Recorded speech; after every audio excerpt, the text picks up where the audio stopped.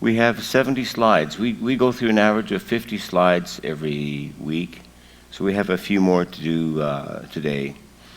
And for the most part, it's all because Daniel chapter 9, the 70 weeks prophecy, is probably, there are more books to read than you'll ever read in your lifetime than on Daniel chapter 9, the 70 weeks.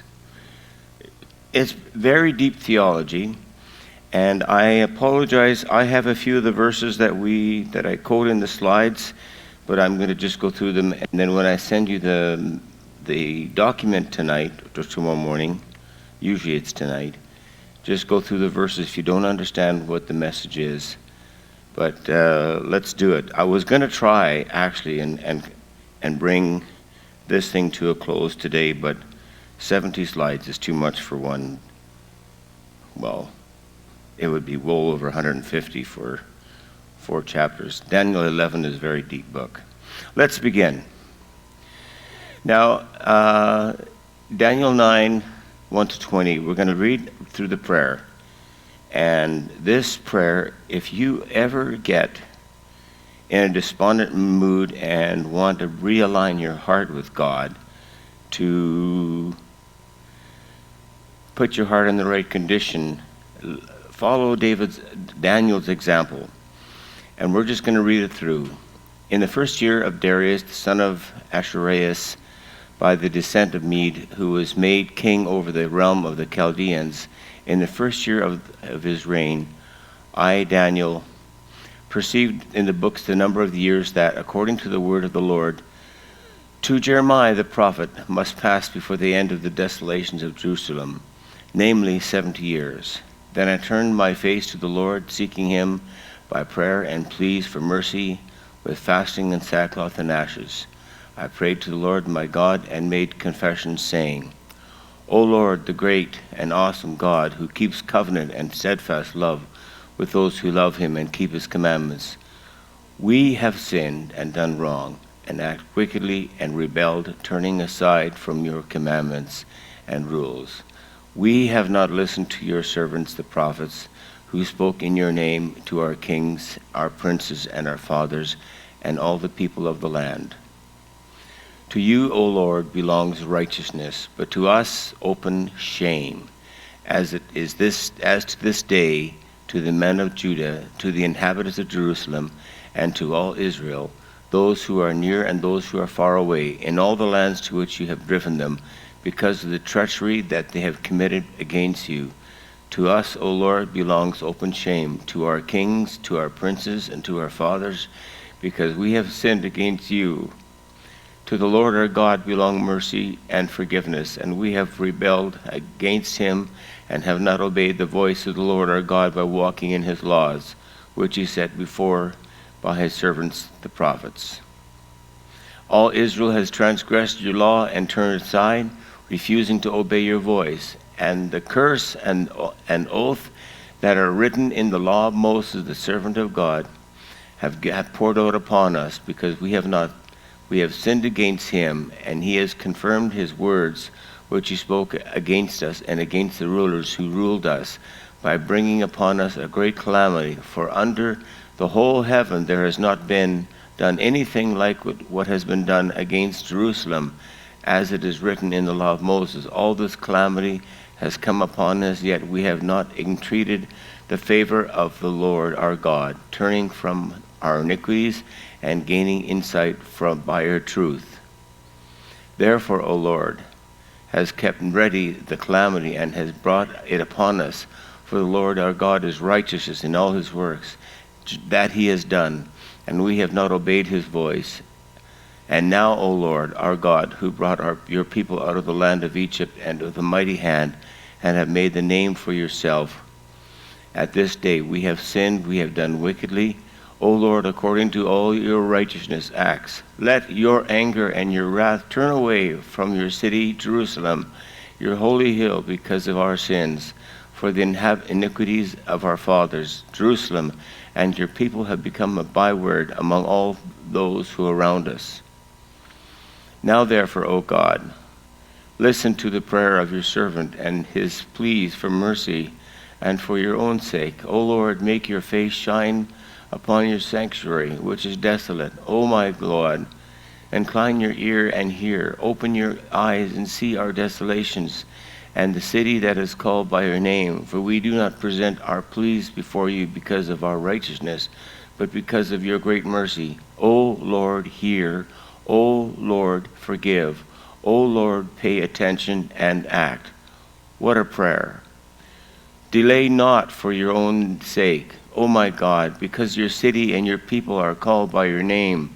While I was speaking and praying, confessing my sin and the sin of my people Israel, and presenting my plea before the Lord my God, for the holy city of my God, one who makes desolate, until the decree and is poured out on the desolator.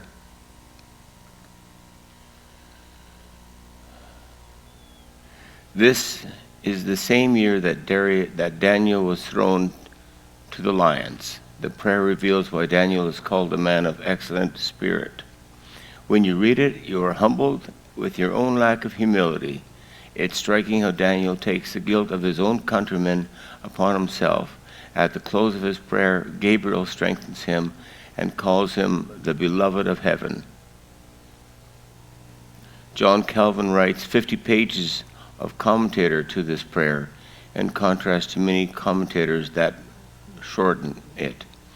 Calvin, first of all, who approach God, ought to cast themselves before him and to acknowledge themselves deserving of 1,000 deaths, next to enable them to emerge from the abyss of despair and to raise themselves to the hope of pardon, that they should call upon God without fear or doubt and with firm and stable confidence. Those who seek God for revival think correctly about two truths. These are the depravity of man and the goodness of God. That is so simple. We live in a marshmallow generation where the gospel message is sugar-coated. I can't say amen to that. In Daniel's prayer, a pattern emerges. The prophet shifts from the good character of God to the evil conduct of man. The majesty and might of our Maker are held up in view, and then the sinfulness and weakness of man, the creature. While I was speaking in prayer, the man Gabriel, who I had seen in the vision at the first, came to me in a swift flight at the time of the evening sacrifice. He made me understand, speaking with me and saying, "O Daniel, I have now come to give you insight and understanding. At the beginning of your pleas for mercy, a word went out, and I have come to tell it to you, for you are greatly loved. Therefore consider the word and understand the vision. I have now come to give you skill and to understand." In his prayer, Daniel didn't ask for understanding. His prayer demonstrated that his heart was close to God's heart. So as a friend, so God revealed things to Daniel. John 15, I'll read a few of these verses.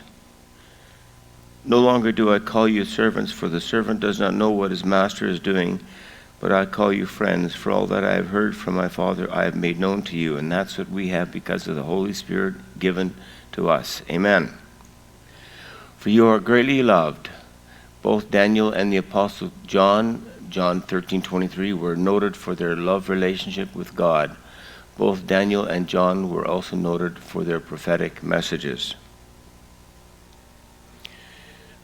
Okay. Now there's 24, 25, 26, 27. It's just 4 verses, but it is probably the most intelligent, comprehensive, how would you say, most comprehensive revelation from God regarding his people and to our church that's ever been written in the Bible, bar none. I'll read it through. Now Daniel was saying to God in prayer, 70 years were coming due, because he had a copy from the book of Jeremiah, because it says in the book of Jeremiah that God would return the people back to Israel, and that's what Daniel was concerned about. Now, 70 weeks, the word weeks in the Hebrew, in the original translation, the weeks means 7. So 7 times 70 is 490. That's just the way the apocalyptic literature is all laid out, but we'll get into it. I'll read it first and then we'll get to the other slides. 70 weeks are decreed for your people and for your holy city. And these are 6 things that God is going to do for us and for his people: to finish the transgression, to put an end to sin, and to atone for iniquity, and to bring in everlasting righteousness, to seal both vision and prophet, and to anoint the holy place. Now, before we go to the next slide, can you just think from your theological mind what has been done and what hasn't been done? When you think of, as Christians, to finish the transgression, no, that hasn't been done yet. To put an end to sin, we still deal with that in our lives today. And to atone for iniquity. We know Jesus died on the cross at Calvary for all of our sins. To bring in everlasting righteousness, that has not happened yet. To seal vision and prophet, no, we're still reading prophecy. I'm still sitting here. And to anoint a most holy place, not yet. Okay. 70 weeks are determined. There is almost universal agreement among Bible scholars and commentators that this refers to 70 sets of 7 years, or weeks of years. In other words, 490 years. In ancient Hebrew, week simply refers to a unit of 7. The Hebrew word here is often used to mean a unit of 7 days, but it is also to be used for a unit of 7 years. The Jews had sabbatical years, by which their years were divided into weeks of years, as in this important prophecy, each week containing 7 years. Clark. Okay, for your people and for your holy city, the 70 weeks were focused upon Daniel's people, the Jews, and his holy city. Unless the church has become Israel, it is not in view here. Talbot says that the 70 weeks of God's calendar for Israel, in the sense that it does not focus on the Gentiles or the church. What will be accomplished in the 70 weeks, 490 years? To finish the transgression, to make an end of sin, to make a reconciliation for iniquity, to bring in everlasting righteousness, to seal up vision and prophecy, and to anoint the most holy. For these, the first 3 are clear, the grounds for the second 3. Okay. In this verse, 9:24, there are 3 key words for sin. And, when I studied this, I couldn't believe that from understanding this verse, God's will to rid your life of sin is far greater than you could ever imagine. In other words, we as Christians, as you get older in your faith, you cried, "O wretched man that I am, who will deliver me from this body of death?" Quoting the Apostle Paul in Romans chapter 7. But God did something else more incredible with getting rid of sin in our lives. He sent his son, Jesus. And him, we have only his grace to be thankful for.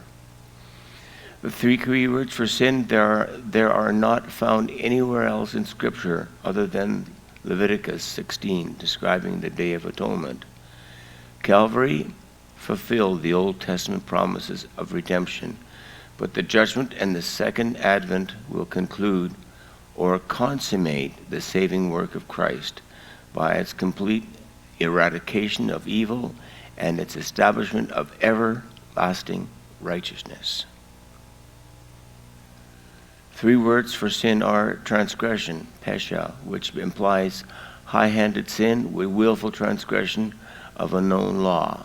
I've done that. Sin, chatutha, literally means to miss the mark. I do that all the time. Iniquity means offense. It's used here in the sense of guilt, which requires atonement. So those are the three descriptive words for sin.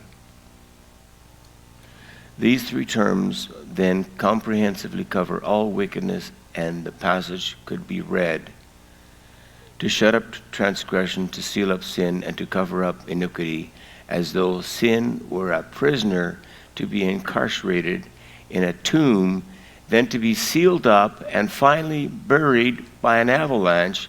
No more complete description of abolition of evil could possibly be made.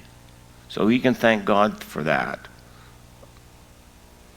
The summary of the 6 phrases, 9:24, tells us of God's provision on the cross for the complete eradication of sin, and they point to the conclusion or consummation of the end of time, when the judgment of God will bring in the everlasting blessing that Calvary secured. We have no idea what God's redemptive work is yet to be experienced in our lives, because we're only looking through a glass darkly, and some of us don't clean our windows very often. To bring in everlasting righteousness is not only a reminder of Daniel 2:44 and 7:27, we looked at those chapters, but points to that perfect righteousness that is imputed to every believer in Christ. Romans 5, 15 to 19 is a long chapter. I'll read the other one. For our sake he made him to be sin who knew no sin, so that in him we might become the righteousness of God. Thank God for that. Next slide. To seal up both vision and prophet means ratify and fulfill all prophetic vision. When sins are sealed, the prophecy is also sealed, for prophecy is needed in the war against sin. When sin is put in a place where it can no longer operate, then prophecy can come to a place of rest. When sin comes to an end in its place, prophecy can also come to an end. So prophecy in the Bible is meant to encourage us that sin will be eradicated. Therefore, know, this is verse 25, know therefore and understand that from the going out of the word to restore and build Jerusalem, to the coming of an anointed one, a prince, there shall be 7 weeks. For 62 weeks it shall be built again, and with squares and moat, but in a troubled time. For the going forth of a command to restore and to build Jerusalem, here Gabriel revealed to Daniel the starting point for the 70 weeks prophecy. There was a command to restore and build Jerusalem in history, and that started this specific period of time. The Bible presents 4 possible decrees that fulfill this description. Cyrus made a decree giving Ezra and the Babylonians captives the right to return to Jerusalem and rebuild the temple in Ezra 1:1-4 and 5, chapter 5. Artaxerxes made a decree giving Ezra permission, safe passage, and supplies to return to Jerusalem to rebuild the temple in 458 BC. Artaxerxes made a decree giving Nehemiah permission, safe passage, and supplies to return to Jerusalem to rebuild the city and the walls for 45 BC, Nehemiah chapter 2. Only the last of these 4 decrees was a command to restore, to build Jerusalem, because it says to rebuild the moat and the city walls. The first 3 each focus on the temple, not the streets or the wall. Until the Messiah, the Prince, there shall be 7 weeks and 62 weeks. Gabriel's message to Daniel was simply and striking. 483 years, that is, 69 units of 7 years, would pass from the time of the command recorded in Nehemiah chapter 2 until the appearance of Messiah, the Prince. His baptism, the beginning of Jesus' ministry, if dated at AD 26, this is possible if one begins with the earlier decree of Artaxerxes and figures with our present measurement of years, 365 days to a year. Okay, so the Jewish calendar is 360 days. We have 365 and a quarter. That's why we have the leap year. And they used if you use the Jewish calendar, it's amazing how this works out. The triumphal entry of Jesus, if dated at AD 32, Sir Robert Anderson's significant work, The Coming Prince, follows the argument in great detail. We're going to be looking at that. Anderson, using a 360-day year, which Israel used in Daniel's day, calculated 173,880 days from the decree to the triumphal entry, fulfilling the prophecy to this day. It is customary for the Jews to have 12 months of 360 days each, and then to insert a 13th month occasionally when necessary to correct the calendar. They base it on the lunar calendar, which is for the moon. No one today is able to dogmatically declare that Sir Robert Anderson's computations are impossible.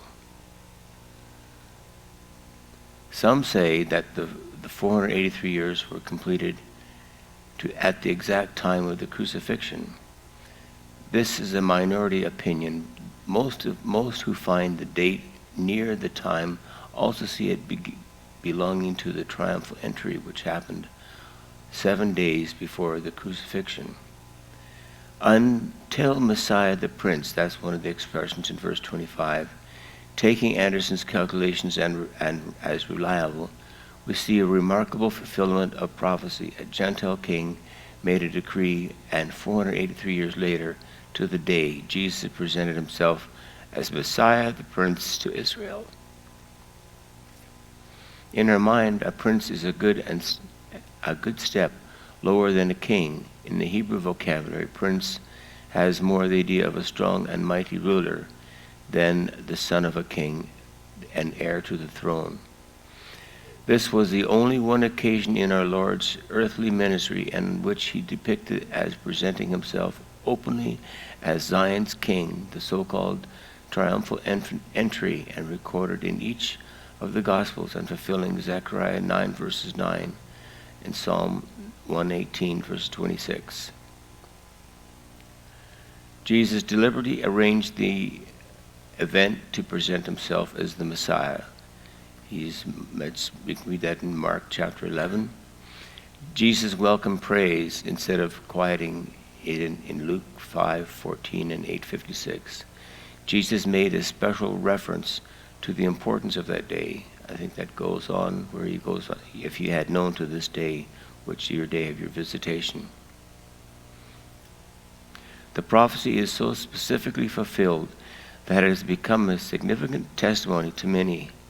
Others of the Jewish scholars, by the evidence of these words, have been compelled to confess that the Messiah is already come, that he was Jesus whom the forefathers crucified. The street shall be built again, and the wall even in troublesome times. This indicates that the rebuilding of Jerusalem, the building of the streets and the walls of Jerusalem would happen in the first 7 weeks mentioned. Then would follow another 62 weeks of years until the coming of the Messiah, the Prince. 70 weeks are divided into 3 parts. This is what you have to remember. 7 weeks, 49 years, until the city and its walls are built. 69 weeks, 7 plus 62, 483 years, from the decree until the Messiah, the Prince, appears. A final 70th week to complete the prophecy. And that 70th week is a 7-year period, which we know as the tribulation. And then, when the tribulation is completed, then we will see the end of sin and seal up the prophecy. And we will be standing with Jesus in heaven. Amen. So, okay, the next slide. What happens after the first 69 weeks? After this first 62 weeks, Messiah shall be cut off, but not for himself. The word cut off, the people of the prince who is to come shall destroy the city and the sanctuary. The end of it shall be with a flood until the end of war and desolations are determined. I want to see if the next slide explains. Okay, here we go. After the 62 weeks, Messiah shall be cut off. The biblical term cut off is sometimes used to describe execution. See Genesis 9 and Exodus 31:14. Gabriel told Daniel that the Messiah will be cut off for the sake of others, not for himself. Able chronological, my tongue is heavy, stupid, have shown that the crucifixion of the Lord Jesus Christ occurred immediately after the expiration of 483 prophetic years of 360 days, each from the time of Artaxerxes' order. Strangely, many able commentators simply ignore these numbers. The numbers are symbolic and not arithmetic. Go, Baldwin. Cut off is a poignant description of Jesus' earthly life up to and including the cross. Born in another man's stable, cradled in another man's manger, nowhere to lay his head during his life on earth. Buried in another man's tomb after dying on a cursed cross. The Christ of God, the friend of the friendless, was indeed cut off and had nothing.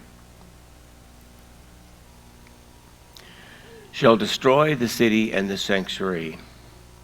After the Messiah was cut off, Jerusalem and her temple would be destroyed again by an overwhelming army with a flood.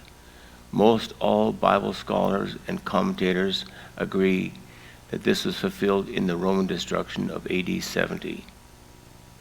The people of the prince who is to come shall destroy. The destroying army is made of the people of the prince who is to come. The coming prince is described more in Daniel 9:27. Now, this is one of the problems with this biblical passage. It's our understanding it. The he is actually the Antichrist. Now, we take the literal interpretation that this is a future event, and we don't go for the historical perspective. I don't want to get into all that stuff. That's not ideal. Then he shall confirm a covenant with the many for 1 week. So this is the remaining week that's outstanding, that left to be fulfilled. But in the middle of the week, that would mean 3.5 years. He shall bring an end to sacrifice and offering. And on the wing of abomination shall be one who makes desolate, even until consummation, which is determined, is poured out on the desolate. He shall confirm a covenant. The he Gabriel describes is the prince who is to come, mentioned in the previous verse. If we know the prince's people destroyed Jerusalem AD, we know the coming prince has his ancestral roots in the soil of the ancient Roman Empire. Therefore, the prince who is to come in some way may be on heir to the Romans. Even a final world government is an heir to the Roman Empire. He shall confirm a covenant with many for 1 week. The coming prince will make a covenant with Israel for the final unit of 7 years, completing the 70 weeks prophesied for the Jewish people and Jerusalem. Covenant with many. The word here is a specific reference to Israel, not a general reference to a group. The ancient Hebrew says covenant with the many is their term. With this covenant, Israel will embrace the Antichrist as a political Messiah, if not the literal Messiah. Jesus predicted this in John 5:43. I have come in my Father's name, and you do not receive me. If another one comes in his own name, him you will receive. Taking the description of what would be accomplished in the 70 weeks from Daniel 9:24, we know that the 70 weeks are not yet complete. Yet the events promised in the first 69 weeks are fulfilled, indicated that there is a lengthy pause in the 70 weeks between the 69th week and the 70th week. The 70th week will begin when the coming prince shall confirm a covenant with the Jewish people. So this is what we're looking for the tribulation. These gaps or pauses in prophecy may seem strange to us, but they are common. Comparing Isaiah 9:6, we'll read that one. What does Isaiah 9:6 say? For unto us a child is born. It says,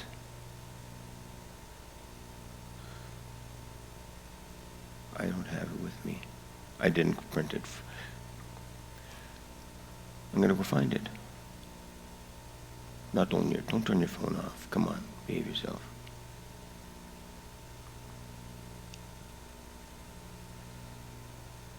Pretty intense, isn't it? It is incredible. So it says in Isaiah 9:6, "For unto us a child is born, unto us a son is given, and the government shall be upon his shoulders. His name shall be called Wonderful Counselor, the Mighty God, Everlasting Father, Prince of Peace. Of the increase of his government there shall be no end." So we have experienced, and we can say that, and this happens in Isaiah often. There's over 400 references from the book of Isaiah in the New Testament. And so we understand that we have received a child who is born and a son is given, but we have not sensed and we have not had the government on the shoulder in our land and on earth. We call him Wonderful Counselor, but he has not taken his role yet. Okay, next slide, please. We can think of it in this way. God appointed 490 years of special focus on Israel and his redemptive plan. The years were paused by Israel's rejection of Jesus. Now there is no special focus on Israel in God's redemptive plan because this is a time of the church, or also from the Daniel's perspective, we are in the times of the Gentiles. And the times of the Gentiles will be completed when the tribulation is finished. God's focus will return to Israel when the church is taken away at the rapture and the last 7 years of man's rule on this earth begin. The 70th week will begin when the Jewish people are restored in unbelief to their land and city, and among them will be found a faithful remnant owning their sin and seeking Jehovah's face. And Aaron said, I have a friend in Port Hardy who studies the Jewish faith, and he says that they believe that the Messiah will come. We believe, but the Bible says, but the Jewish people in their Jewish perspective, they believe the Messiah will come when they all start obeying the 10 Commandments. Good luck.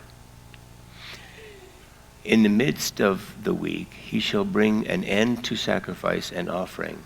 The coming prince will break the covenant with Israel, and in the middle of the 7 years, the final week period of 7 years, the book of Revelation sees this 7-year period with both its haves and yet future. The middle of the week at the end of sacrifice has not yet happened in AD 90. On the wings of abomination shall be one who makes desolate. The ending of sacrifice will come with abomination, followed tremendous desolations. Abomination translates to an ancient Hebrew word which is connected to the horrific idolatry of these passages. You can look them up in your own time. The idea is that the coming prince breaks the covenant and breaks the end to sacrifice of offering by desecrating the holy place of the temple with horrific idolatry. We looked in Daniel chapter 8 last week about how Antiochus Epiphanes, they even sacrificed a pig on the altar in God's holy temple, and that was what the Jews saw as a abomination of desolation. But it'll get worse because Satan himself, the Antichrist, is going to raise himself up in the temple and declare himself to be worshipped as God himself, and that has been his lifelong goal since the beginning of time. Jesus called this abomination of desolation 24:15 and indicated that it would be a pivotal sign in the Great Tribulation. Paul referred to the idolatry and the coming prince in 2 Thessalonians 2:3-4.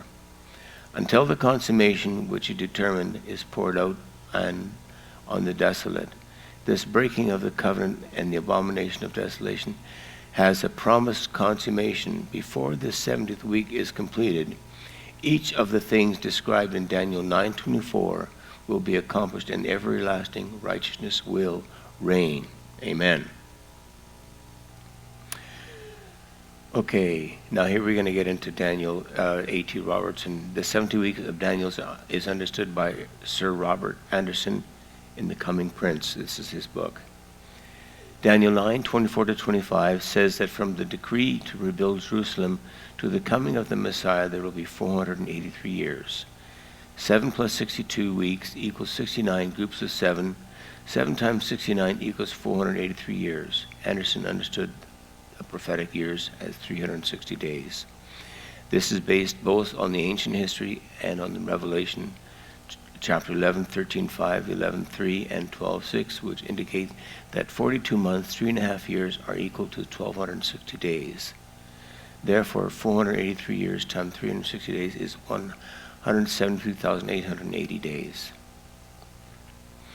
Artaxerxes started his reign in 465 BC. The decree to rebuild Jerusalem was given on the first day of Nisan, on the 20th year of Artaxerxes.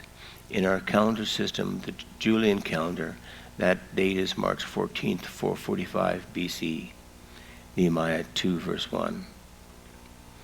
Jesus started his ministry in the 15th year of Tiberius, see Luke 3:1. Tiberius started his reign in AD 14, so Jesus' ministry started in AD 29. Anderson believed that Jesus celebrated 4 Passovers during his ministry, each one in AD 29, 30, and 31, his final Passover in AD 32. With the help of lunar charts, we can calculate the exact date of the ancient Passovers, so it is possible to calculate the exact day of Jesus' triumphal entry into Jerusalem as April the 6th AD. From 445 BC to AD 32, there are 476 years. And on the Julian calendar, not 477 years because there is no year 0. Do you understand that? No 0. You got it. Okay. Got it? 476 years times 365 days is thus 173,740 days. Adjusting for the difference between March 14th and April 6th adds 24 days. Adjusting for the leap years over a period of 476 years add 116 days. The total number of days from March 14th to 445 BC to April 6th AD, 170,740 plus 24 plus 116 equals 172,880 days. That is just wonderful information for a sermon, but it's accurate. Next. According to this calendar, Daniel told us there would be 173,880 days between the decree and the arrival of the Messiah, the Prince. Jesus said to the Jews of this day, if you had known, even you, especially in this your day, the things that make for your peace. Luke 19:42. David said of this day, Psalm 118:24, this is the day which the Lord has made, and we will rejoice and be glad in it. Conclusion. There have been many who have twisted the scriptures to validate their own claim of or fanciful prediction, but the fact remains that of all the 324 Old Testament prophecies concerning the arrival of Jesus the first time were fulfilled. Passages like Daniel's 70 weeks leads one to believe that we hold in our hands a Bible that we can trust for its reliability and trustworthiness. We hold in our hands a sure word of prophecy, one that we can place in our trust for the future. In conclusion, we believe that in a God who holds all things in control under his sovereign hand, and he dwells in the shelter of the Most High and will abide in the shadow of the Almighty. Okay, that was enough, wasn't it? We're going to do Daniel 10 now. Chapter 10 is like an introduction to chapter 11, and chapter 12 is the conclusion. Together, 10, 11, and 12 are a unified message. The historical setting behind the chapter is the 3rd year of Cyrus. The year is 536 BC. The exiles have been given freedom to return home and to rebuild the temple. The 70 years in Babylon are now over. You would think that Daniel would be rejoicing over the return of his people to their homeland. Instead, we find him concerned, and he changes his diet accordingly. Daniel feels it is best for him to stay in Babylon so that he can support his people. The exiles have been given freedom to return home and to rebuild the temple. The 70 years in Babylon are now over. You would think that Daniel would be rejoicing over the return of his people in their homeland. Instead, we find him concerned about his diet. Daniel feels it's best to stay. This is a repeat. This is my mistake. For news from Palestine was not good. Only a small handful of the Jewish captives decided to return to Jerusalem. They felt more comfortable settling down in Babylon. Those who did return to their homeland faced opposition from the Samaritans. Ezra 4 shows that the rebuilding of the temple was hindered by Samaritan interference. There was another challenge that troubled Daniel. Many of those who returned were more concerned about building their own comfortable homes than building the temple. All these issues were troubling Daniel, and it sheds light on these verses. Okay, chapter 10 provides a background for understanding the entire. Did I repeat this? There are several demonic. The references to demonic activity are in the unseen world. Although the archangel Michael remains in the background in this narrative, he is actually a hero in this story. Verse 2 and 3. In those days, I, Daniel, was mourning for 3 weeks. I ate no delicacies, no meat or wine entered my mouth, nor did I anoint myself at all for the full 3 weeks. Daniel, being a man of prayer, was concerned over his people and their return to Judea.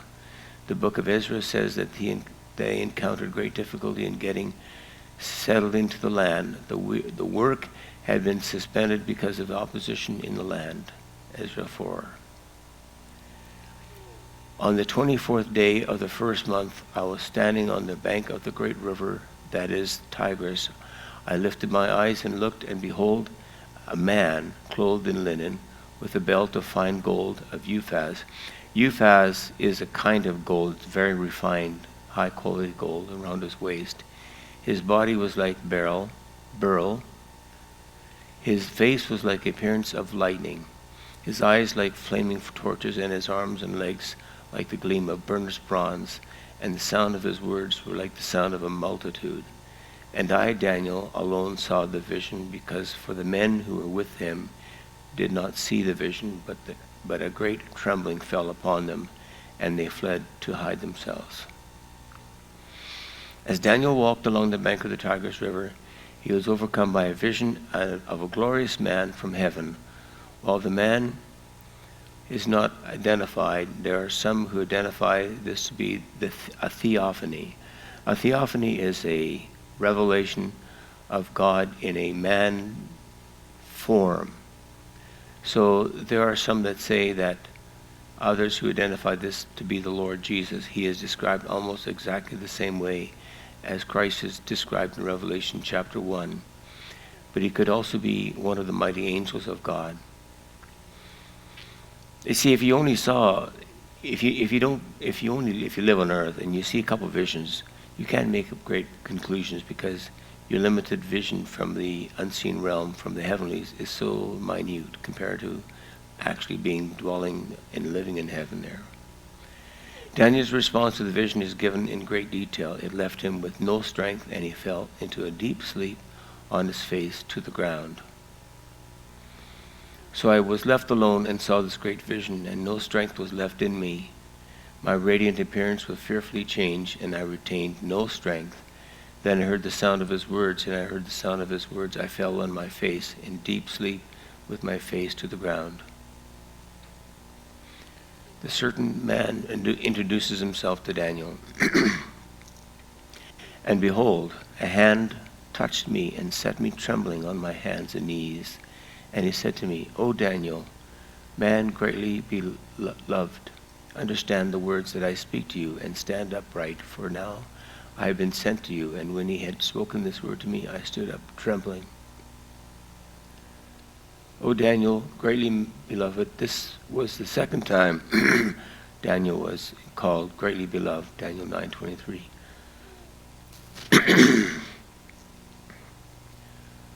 Each time it was in relation to Daniel's being favored with a great and significant revelation of the future.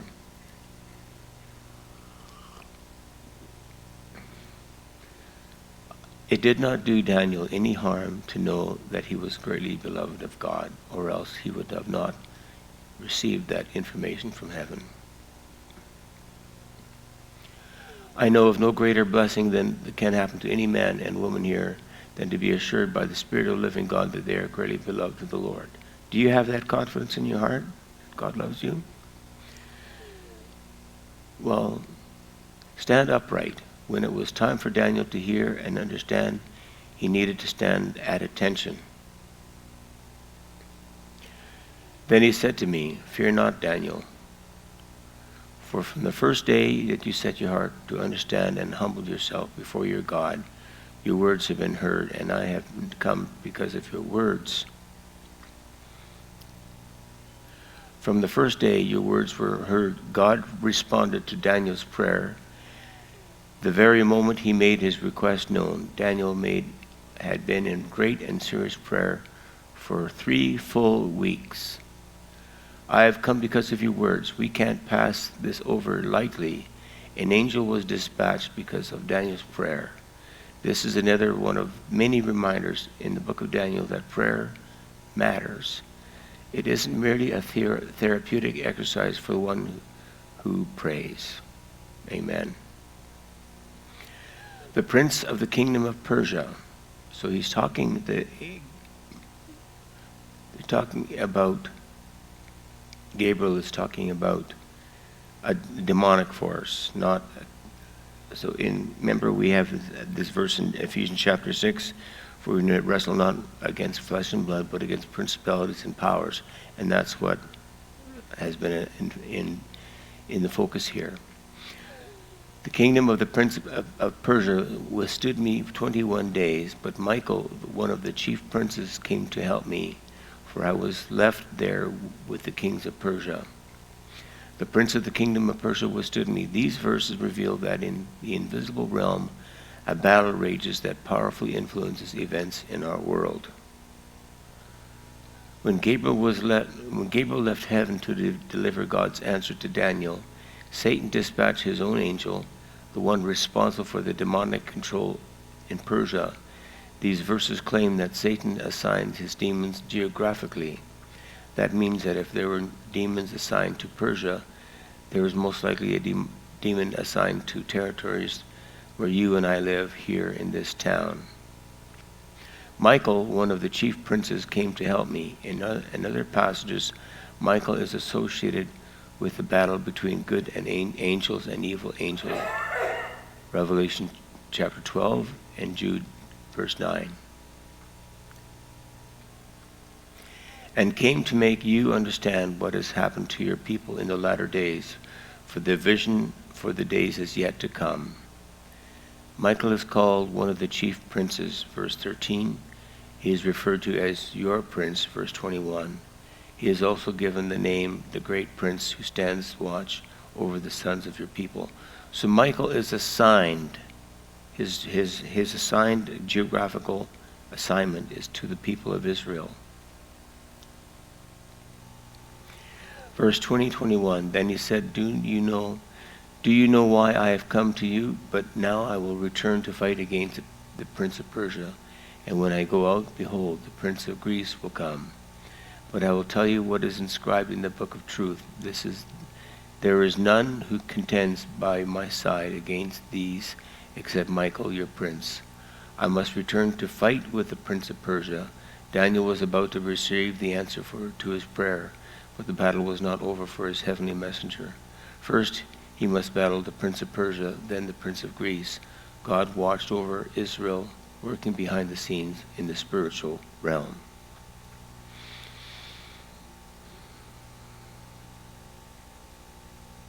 Is that it? Is that it? You got to be kidding me.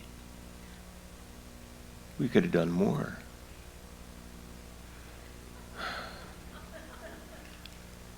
Thank you. So,